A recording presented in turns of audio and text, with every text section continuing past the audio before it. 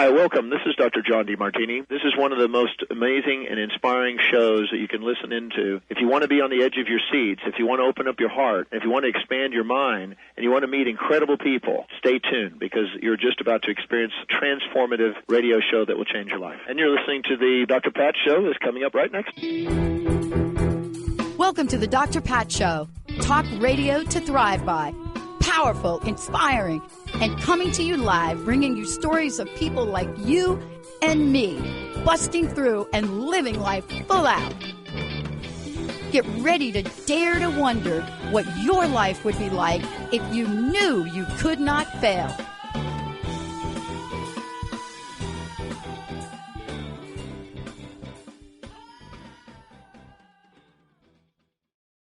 Wow. Hey, everybody. Welcome, welcome, welcome. It's so great to have all of you tune us in and turn us on. Look, I am excited about this show today. I think, for me, as I look back at the years, and there are topics that I wish I talked more about. Today's topic is one of them. And, when I think about Brett Hill and I think about what he does in the world, I think about how he stepped out and understands the depth and the breadth of interpersonal communication. A technology expert, but beyond that, he created an understanding, a coaching platform, and a doorway for those of us that didn't get groomed, that didn't understand the purpose and the passion of our lives, that didn't understand what it means to be connected, that didn't understand for so many years that here we are in the world and we are human beings, but we are also beings with a soul. We also have the capacity for what Brett Hill teaches so many people, and then teaches people to trains people to help other people. And what we're talking about here today is a level of mindfulness, but it's mindfulness in a way that you understand it, not just in your one corner of your world, but in all corners of your world, in your business, in your career, in your job, when you go to work, when you don't, when you're home. But today, it is a topic that we should be talking about more. Empathy and men. Empathy and men with Brett Hill. I told you this was a topic we need to talk about more. I ask you a question. Was it a timing thing? Were we less ready to have this conversation? What do you think it's been, Brett? Well, I don't know exactly. I just sort of I did a show on this on the on your network, the Connection Conversation on empathy in men, and I got some people interested in that and some feedback about it that was it kind of spiked, and I thought, oh, I think this is a topic that is underrepresented. Yes, and it is. as I thought about it, kind of like you, I kind of looked back and I'm going, you know what? I've had feedback like that in the groups that I've led on intuition and other things, because I'm like sometimes the only guy in the room teaching people how to be more intuitive and coaching and putting stuff from my amazing teachers I've had and just trying to pass that along, some of the value of that. And then occasionally somebody would say, Brett, it's really great to see a man leading this conversation instead of the women in the room, which are blessings to them for having the intention and connection and awareness to go, oh, there is something about this intuition, empathy thing that matters. But then when I flip that around, I go, well, where are the men? And I start looking at the problem there. It's a unique set of issues. It's really different. And I look at my own life and the way that I was really literally forcibly driven to be less sensitive, and it mattered to all the other men in the culture that I was less sensitive. And I'm going, oh my God, this is a gigantic cultural issue that we're just not talking about. Yeah. And I got to tell you, I mean, I have done some of those workshops and you've talked about, and I recused myself Sorry for the word, but I did. I recused myself after my first one because I realized, what am I? I am not qualified for this. I can share my perspective as a woman, but that is not what that audience needed. They needed somebody like you who walked side by side with them, that could hear questions and help them in a totally different way, because I don't have the experience, right? You know what it's like when somebody says to you, Brett, you don't become less sensitive, you're not going to get promoted, you're not going to do this, you're not going to be able to do that, and how dare you cry during the movie Beaches. But you understand, there are so many don't do's for men. I mean, there are for women. That's not what this show is. But we don't talk about the ones for men enough, do we? No, we don't, because men are basically forced in many ways, and I mean literally beaten, to be less sensitive.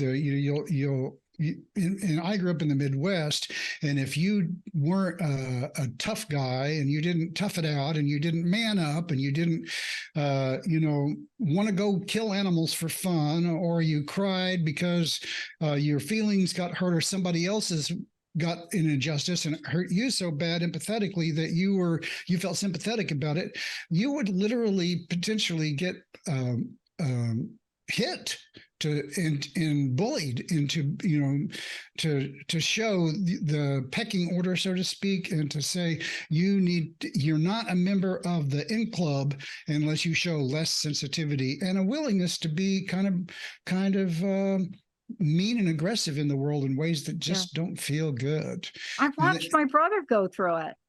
I mean, my brother was a big boy, right? My brother popped out, and I think he was 5 feet tall when he popped out.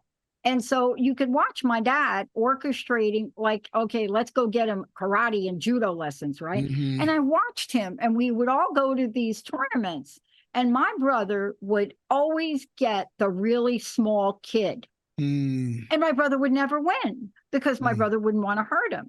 Yeah. And so I watched this, and I watched the toll it took on him. And then I don't know what my dad was thinking, but then they put him in the football thing. And I'm thinking, and they put him as like this defensive guy, and they're wondering why he's not going after. And I watched him be criticized for this, but we don't talk about that. Now that is just one thing. Yeah, that's just one aspect of it, but it's an important aspect of it, because what it teaches men is to not honor their sensitivities, and furthermore, that the culture won't support you in being a sensitive person and being someone who has inherent empathy. And my point in all of this is that is our nature. And I don't mean male nature, I mean human nature, that we are empathic beings by default. We are sensitive beings by design. We were meant to, it took millions and millions of years to build this nervous system in nature. And it's only been the last few hundred years where technology and modern cities and transportation and television and all these electronic means have pulled us out of our connection to the natural world. And I don't want people to get me wrong. I'm not anti-technology. I'm a technologist. I'm deep into technology. But also, I want to be conscious about the impact of it. And so what I'm trying to say here is that the by design, millions of years of evolution has given us this incredibly sensitive nervous system that relates to nature in a beautifully structured and highly integrated way. And that if you were just to put us all out on like the plains, so to speak, and let us live out there for like a year or two, you would be a completely different person, and you'd be very highly attuned to the rhythms of the seasons and the days and the weather and the way the plants grow and the way the animals interact. That's what your attention would turn to, because that's what there is. That's what your attention has to turn to. million, now multiply that times 1,000,000 years, and that's the nervous system that we have. Now then you take that and you put us back into this crazy society that we've built, which is so hectic and in a way very I want to say abusive to sensitive people, because I believe it actually is. And you have a recipe for completely disconnecting us from what is quote unquote normal.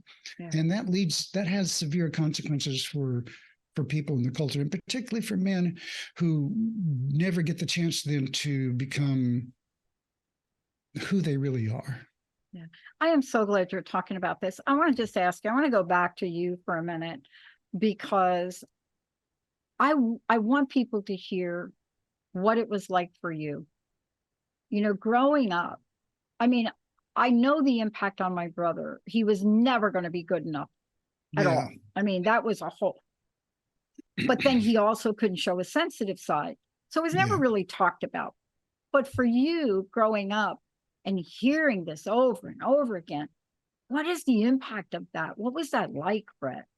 Well, it was unpleasant in my particular case. And not everybody has this experience, and men relate to these experiences very differently. And so I can only speak from my particular point of view and the way that I adapted. Different people adapt differently. But I was bullied pretty badly. And a lot of it was for being sensitive. I was smart and sensitive. And so I had a kind of a big target on my back from the jocks and the rednecks in the world, who found me an easy mark. But I was in a context where the culture's basically, my family was basically saying, well, just man up, just fight back, it's like, and you can't do that when there's 6 people beating on you, and so it's kind of hard. So this led to a fracture in my character, which basically led me to believe, which is still my critical flaw, if you want to call it that, which is that there aren't resources in the world for me. I'm going to have to do everything myself. And if I'm going to literally get from point A to point B without being hurt, I'm going to have to, quote unquote, man up and demonstrate some strength that I didn't really want to do. And so I did wind up making a decision that I'm going to have to take care of myself.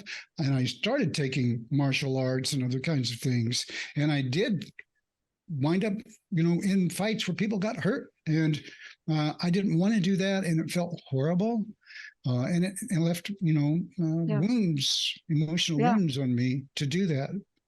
Yeah, and I want to say this before we go to break. You're not alone. That's why you and I are doing this show.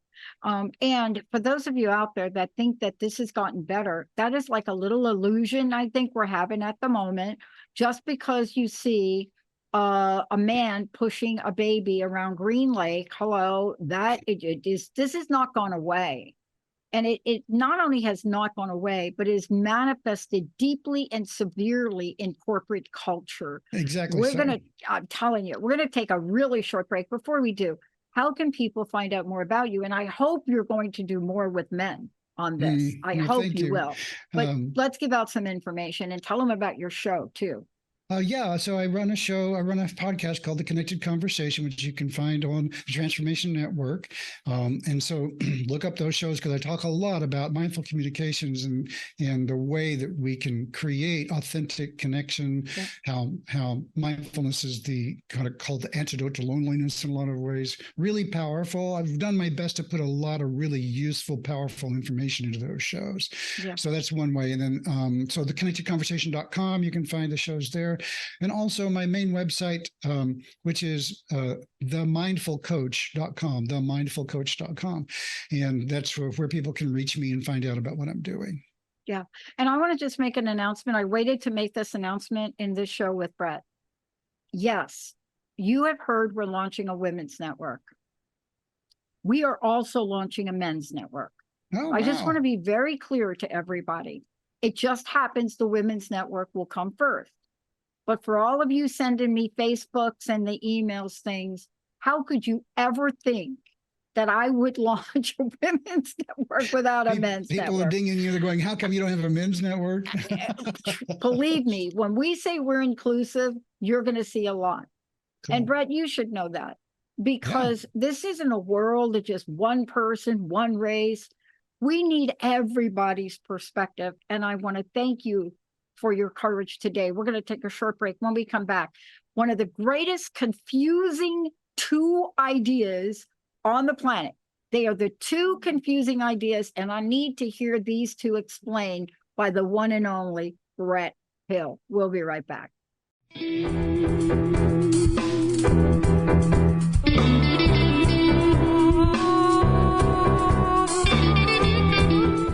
I just want to comment that song. Okay, I want to tell you about that song real quick, and then we're going to go to the two things that we totally confuse, or whatever you want to bucket you in.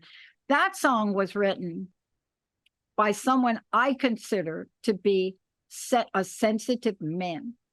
Now, you may hear a woman's voice, but do you hear that piano playing? That is Nick Johnson, one of the first interns that joined this show. And boy, it was because of the nature of who this young man was that the foundations of our network got built in the way it needed to get built. Why? Because of what we're talking about today. Now, Brett, two things you need to clear up for people. I am not going to.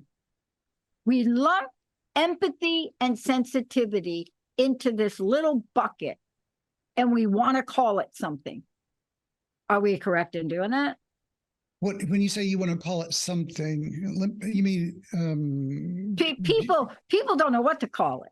They don't like to use the word sensitive, and they certainly don't quite understand empathy. So they conjure up all of these others. Some of them are slang. I am not going to go there, but they conjure up something like man up. Hello? Man up from what? Oh, you're sensitive. Oh, but we don't understand the difference between sensitivity and empathy. And I think this is important. Why do I think it's important? Because when it comes to men and looking at men, men will be told you're not sensitive, and certainly you can't even pronounce empathy. I'm just saying, Brett. Am I wrong? Come on. No, you're not wrong at all. Right. It's can be considered, for men in particular, it's they get the message, it's weakness to be sensitive, and you can't show any weakness, or you're become a target, or you become less than the guy who's walking away from the giant car crash and the bombs are going off. He doesn't even look back because he's so cool. It's like that kind of insensitivity is being paraded and shown as being, oh, well, that's hip, that's cool, that's like just plowing through all of this traumatic experience as if they were untouchable because they're just all that. And it's just a complete lie. Nobody's like that. And it's the only way you ever get that way is to be like trained as a Zen warrior or something, and that takes decades of training. And that's not what we're talking about, though. We're just talking about people just being brutally insensitive to a degree where they just don't feel enough to actually count as a person that can actually be in meaningful relationship with themselves or the world. And if you can't do that, then how can you be an effective force on the planet? If there's anything that's in the, now I don't want to say that this is where things get a little bit hard to talk about. But in terms of being a man on the planet, one of the things about men is this notion of force and this notion of strength and this notion of getting things done and doing manual labor and making things happen. And those are all the, you've got to win, you've got to strive, you've got to achieve, you've got to be the first one across the finish line at all costs. Now, there's also that competitive drive in women as well. And I don't want to say it's exclusively in the world of men by any stretch of the imagination, but there is a unique relationship there to men, because it's almost like if you don't do that, you're not a man. You're not like, you don't qualify as like alpha, right? There's not this notion of alpha female, although there probably should be. And are you kidding? Well, no, not because it came from like the. Oh my God. No, I totally agree with you. Yeah. But those of us that are called alpha, it's usually has another word after it, and that word starts with a B, Brett. Right. But what you're talking about is so true. We can't even begin to understand. I'm saying me as a woman. Let me talk about me. The level of socialization by which you're talking about. I gave you an example of my brother. But this is so deep embedded, and not just in our culture here in the United States. Right. It's actually more seriously embedded in other places. Yeah. But this is not something that went away because and I'm going to say it again, because we happen to see men walking a baby around Green Lake. You see, the idea of everything being good now, that it's not happening, that men are not being picked at, that boys are not being picked at. See, that's an illusion. And by you bringing it, right? Yeah. But you're bringing it to the forefront. Why? Because it is one of the highest stake bullying things we see for young boys that don't man. I don't even know if you can wear a pink shirt anymore, but you understand this is why you're talking about it, aren't you? Well, yeah, but it's not like it's like you're saying, it's institutionalized, because you take that bullying and let's take it, like you mentioned earlier, take it into the corporate world. And suddenly that bullying is just the boss telling you how it's going to be. And then suddenly it's not a bully anymore. He's just a good manager, right? But really it's bullying. It's like, it's not about being sensitive to the people there. I don't mean sensitive to the point where you're coddling to the lowest common emotional weakness in the staff, but you're recognizing that human beings are the people that make the organization work. And if you don't create an organization that supports the whole of the human being, you are creating an organization that is less resilient and less productive than it could be. So you're actually hurting your bottom line in the long run for the sake of short-term profitability or achievements that aren't connected to the entire holistic context that it needs to be in order for you to be a competitive force, long-term player in the market. Yeah. And that's a big change that's actually happening in way bigger people, more than people realize right now in corporate America. You nailed it. And one of the other things, Brett, we don't have time on this show, but I hope you come back and do this next show. Absolutely. Men that are considered on the Myers-Briggs, I saw this in my corporate job, but men got hit really hard if they came up with the Myers-Briggs score, especially on intuition and introversy. I watched what happens. And there's so many ways this shows up. I don't know how, I mean, I can talk, this is not a show about women, wow, but I don't know how you as a man and other men have been able to navigate that kind of, I don't even know what to call this. You can never be yourself. I hope this is not the last conversation that you're planning to have on this topic. I hope this is the beginning of something you do in a larger way, because this is like has gone underground, this conversation. It's gone underground. And yet, look up the latest reports that are coming out about Generation Zers.